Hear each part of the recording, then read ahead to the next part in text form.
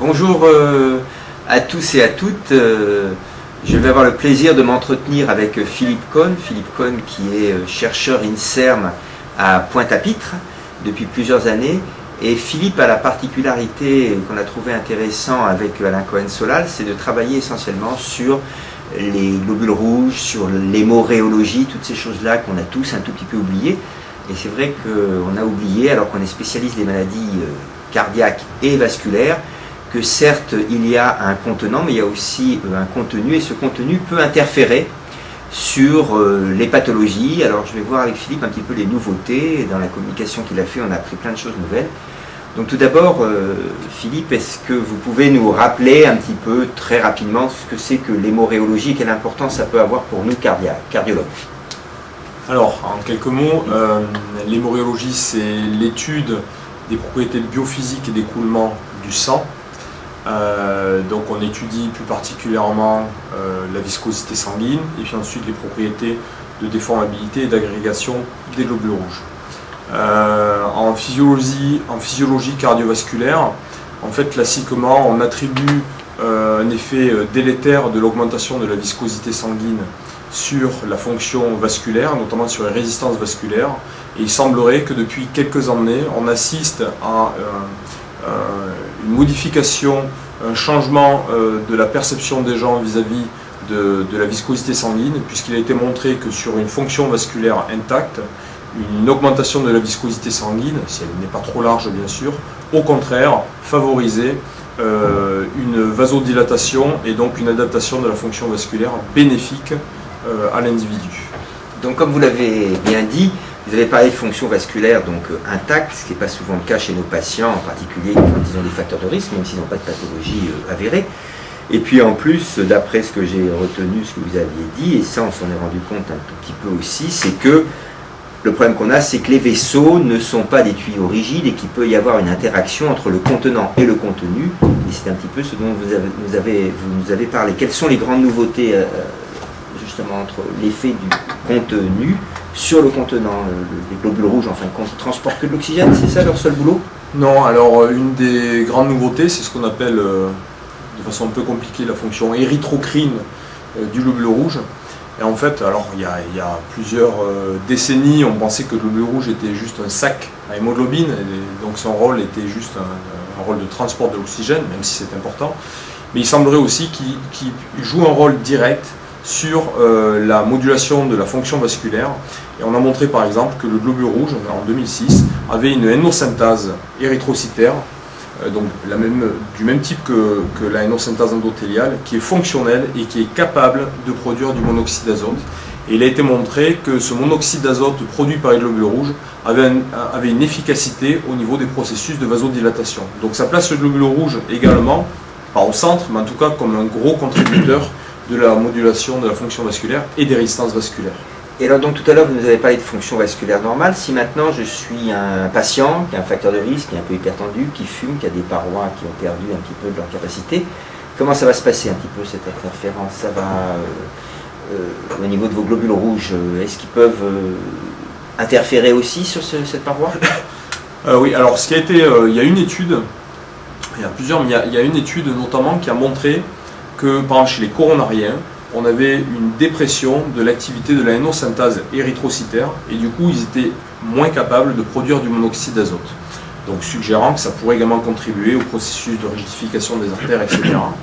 Et il y a également une étude chez l'animal qui a clairement montré sur la souris knockout sans inos, hypertendue, etc.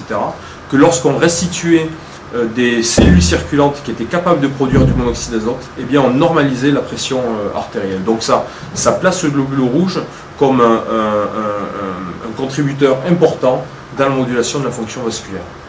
Donc nos patients n'ont pas que leur contenant qui est altéré, mais le contenu peut aussi mal fonctionner, et donc il y a une interférence entre les deux.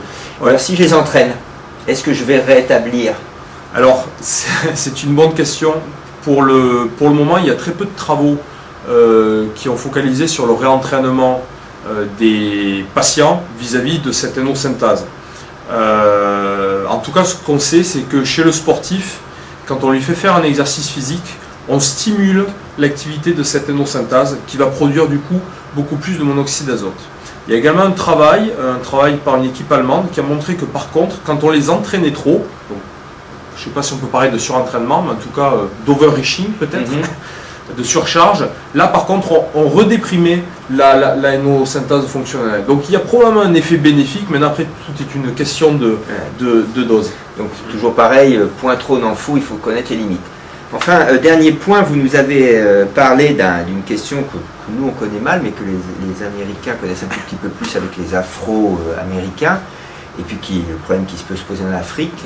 On avait eu le cas d'un joueur de football de l'équipe de France, alors lui c'était pas une drépanocytose, c'était une thalassémie, je crois, c'est ma mémoire bonne, qui quand il est monté en altitude, il s'est pas senti très bien, je sais plus.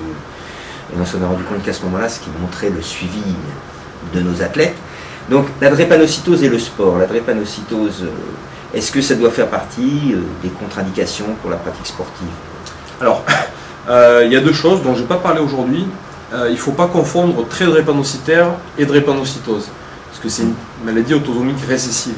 Donc ça signifie qu'une personne peut avoir une copie du gène muté, mais elle ne va pas exprimer la maladie, parce que c'est récessif.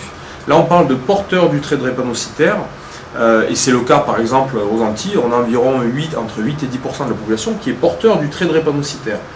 Ils n'encourent aucun risque. Maintenant après il y a quelques restrictions effectivement à haute altitude, où là on peut avoir une séquestration splénique ou ce genre de choses, et c'est ce genre de problème qu'avait fait le footballeur. Voilà, le footballeur qui était porteur de trait drépanocytaire. Maintenant c'est très très rare, mais ça a été parfois décrit dans la littérature. Pour ce qui est du drépanocytaire, pour l'instant c'est très simple, on les autorise pas trop à pratiquer on les autorisait pas trop à pratiquer une activité physique. Maintenant les choses sont en train de changer. Les drépanocytologues, tout en prenant des réserves, n'excluent pas la pratique sportive pour un drépanocytaire, mais il faut que ce soit une pratique légère. Même si c'est compliqué de définir ce que c'est qu'une pratique légère, on leur demande de se reposer, de ne pas hésiter à prendre une période de repos si à un moment donné ils sont trop essoufflés, de bien boire, parce que pour eux l'hydratation est encore plus importante que chez une autre personne. Donc on les autorise à pratiquer, mais c'est une pratique légère. Maintenant la question est de savoir si une pratique quotidienne peut participer au bénéfice, peut avoir un bénéfice clinique dans cette population. Et là, la question est complètement ouverte. Et dans cette population, on a un déficit périphérique puisqu'il ne bouge pas beaucoup. Est-ce qu'on a aussi une forme de myopathie, entre guillemets, comme on observe dans les autres pathologies chroniques ou pas? Alors, sans trop dévoiler les résultats, mais c'est une étude de Léonard Fesson et Laurent Messonnier. On a vu il y a pas longtemps.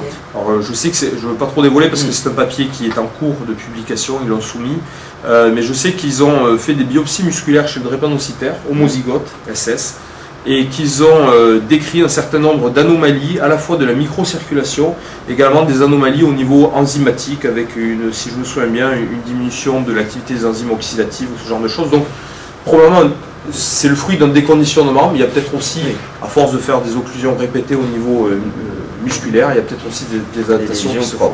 Donc on se retrouve quand même sûrement avec ce cercle vicieux de la sédentarité qui n'y a pas de raison que ça ne les touche pas plus ces patients, donc peut-être leur proposer ou réfléchir, comme vous l'avez dit, à une activité physique. Donc pour terminer, je crois qu'il faut qu'on retienne bien que là encore, ça a été comme quand on a découvert, vous vous rappelez, l'insuffisance cardiaque, on a traité d'abord notre myocarde, on a donné des médicaments, on a tué des gens en leur donnant des médicaments inotropositifs. Tout d'un coup, on s'est rendu compte qu'en leur donnant des vasodilatateurs, donc en touchant simplement la post-charge, en la diminuant, on les améliorait. Bien maintenant, on en est encore un tout petit peu plus loin. Il y a aussi le contenant, il y a aussi les globules rouges qui ont un rôle, ils ne font pas que transporter l'oxygène comme nous l'a dit Philippe. Peut-être qu'il va y avoir des actions pour leur favoriser la libération de la hémosynthase. En tout cas, un grand merci parce que votre communication nous a apporté des choses, nous a montré combien on connaissait peu de choses dans ce domaine. Merci beaucoup en tout cas. Merci à vous.